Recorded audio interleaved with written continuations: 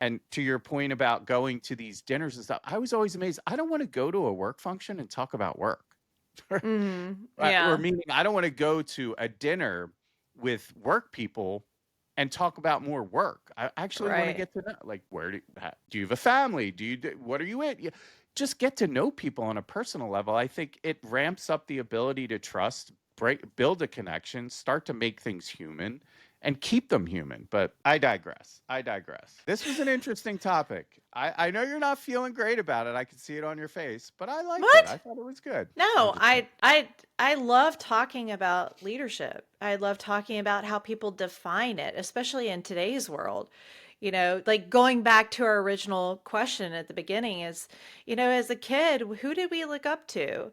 And I would pose the question that as adults, who do we look up to? Who do we admire? And I would pose the question to people listening, who do you admire and why do you admire them? You know, is it because they're millionaires?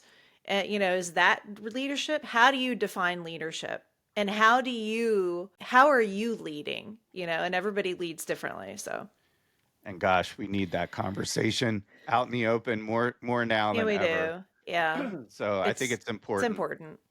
I Jinx. agree. And I think it's also important for the younger generation, and I'll Absolutely. we can kind of close on this.